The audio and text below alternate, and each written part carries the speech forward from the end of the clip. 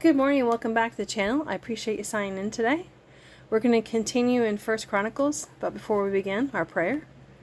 As I read and receive your word, may it deeply be rooted in me, so when difficulty comes, it will be your word that encourages and strengthens me. Amen. So we're on chapter 12 today. Well, starting. Warriors joined David's army.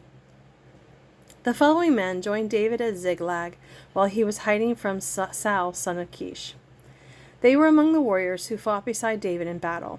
All of them were expert archers, and they could shoot arrows or sling stones with their left hand as well as their right hand. They were all relatives of Saul from the tribe of Benjamin. Their leader was Ahiezer, son of Shema from Gibeah. His brother Joash was second in command. These were the other warriors. Jeziel and Pelet, son of Asmaveth. Barakah and Jehuah from Anathoth. Ishmaiah from Gibeon, a famous warrior and leader among the 30. Jeremiah, Jahaziel, Johanan, and Jozabad from Gittera.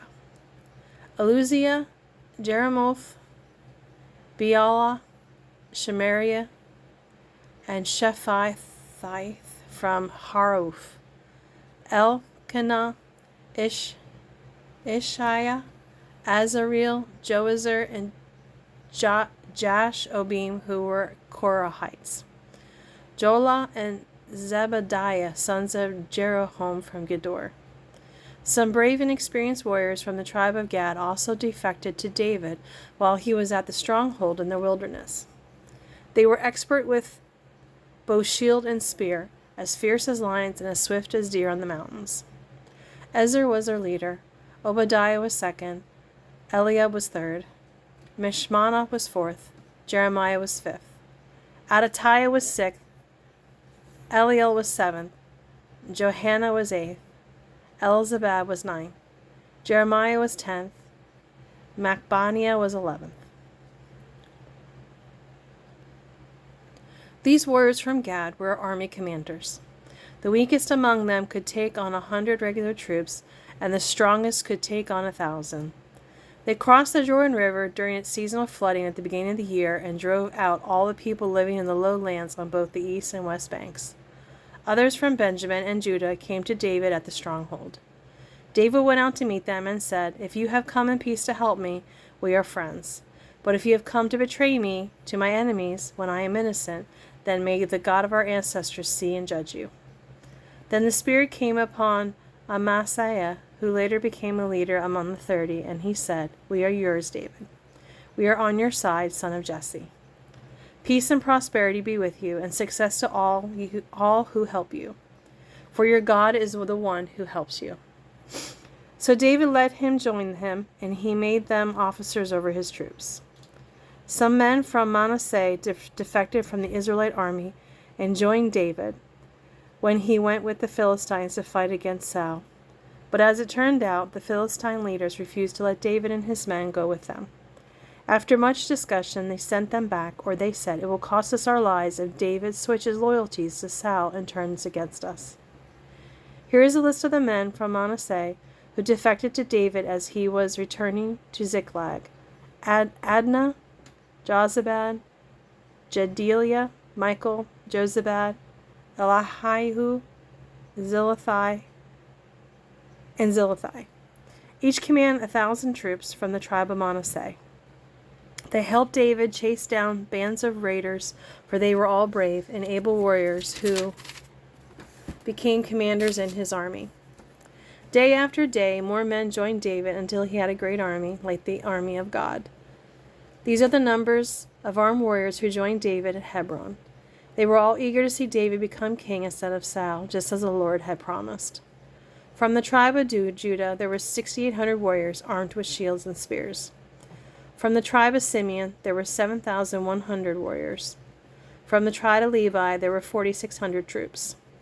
These included Jehoiada, the leader of the family of Aaron, who had 3,700 under his command. This also included Zadok, a young warrior with 22 members of his family who were all officers. From the tribe of Benjamin, Saul's relatives, there were 3,000 warriors. Most of the men were Benjamin, had remained loyal to Saul until this time. From the tribe of Ephraim, there were 20,800 warriors, each famous in his own clan. From the half-tribe of Manasseh went west of the Jordan. 18,000 men were sent for the express purpose of helping David become king. From the tribe of Issachar, there were 200 leaders of the tribe with their relatives. All these men understood the temper of the times and knew the best course for Israel to take. From the tribe of Zebulun, there were 50,000 skilled warriors. They were fully armed and prepared for battle and completely loyal to David. From the tribe of Naphtali, there were 1,000 officers and 37,000 warriors armed with shields and spears. From the tribe of Dan, there were 28,600 warriors, all prepared for battle. From the tribe of Asher, there were 40,000 trained warriors, all prepared for battle. From the east side of the Jordan River, where the tribes of Reuben and Gad and half-tribe of Manasseh lived, there were 120,000 troops armed with every kind of weapon. All these men came in battle array to Hebron with the single purpose of making David the king of Israel. In fact, all Israel agreed that David should be their king. They feasted and drank with David for 3 days, for preparations had been made by their relatives for their arrival. And people from as far away as Issachar, Zebulun, and Naphtali brought food on donkeys, camels, mules, and oxen. Vast supplies of flour, fig cakes, raisins, wine, olive oil, cattle, and sheep were brought to the celebration. There was great joy throughout the land of Israel. Chapter 13. David attempts to move the ark. David consulted with all his officials, including the generals and captains of his army. Then he addressed the entire assembly of Israel as follows: If you approve, and if it is the will of the Lord our God, let us send messages to all of Israelites throughout the land, including the priests and Levites in their towns and pasturelands. Let us invite them to come and join us. It is time to bring back the ark of our God, for we neglected it during the reign of Saul. The whole assembly agreed to this, for the people could see it was the right thing to do. So David summoned all the people of Israel from one end of the country to the other to join in bringing the ark of God from Kiriath-Jearim. Then David and all of Israel went to Bala of Judah, also Kiriath-Jearim, to bring back the ark of God, which bears the name of the Lord, who is enthroned between the cherubim. They transported the ark of God from the house of Abinadab on a new cart, with Uzzah and Ahio guiding it. David and all Israel was celebrating before God with all their might, singing and playing all kinds of musical instruments, lyres, harps, tambourines, cymbals, and trumpets. But when they arrived at the threshing floor of Nacon, the oxen stumbled, and Uzzah put his hand to steady the ark. Then the Lord's anger blazed out against Uzzah and struck him dead, because he had laid his hand on the ark. So Uzzah died there in the presence of God. David was angry because the Lord's anger had blazed out against Uzzah. He named that place Perez Uzzah, which means outbreak against Uzzah. It is still called that today. David was now afraid of God and asked, "How can I ever bring the ark of God back into my care?" So David decided not to move the ark into the city of David. He took it instead to the home of Obed-Edom of Gath. The ark of God remained there with the family of Obed-Edom for 3 months, and the Lord blessed him and his entire household. Chapter 14. David's palace and family. Now King Hiram of Tyre sent messengers to David, along with stonemasons and carpenters, to build him a palace. Hiram also sent many cedar logs for lumber. And David realized that the Lord had made him king over Israel, and had made his kingdom very great for the sake of his people. Then David married more wives in Jerusalem, and they had many sons and daughters. These are the names of David's sons who were born in Jerusalem: Shimea, Shobab, Nathan, Solomon, Ibhar, Elishua, Elpalet, Nojaj, Nepheg, Japhia, Elishama, Elaadah, and Eliphelet. David conquers the Philistines. When the Philistines heard that David had been anointed king over all Israel, they mobilized all their forces to capture him. But David was told they were coming, so he and his men marched out to meet them.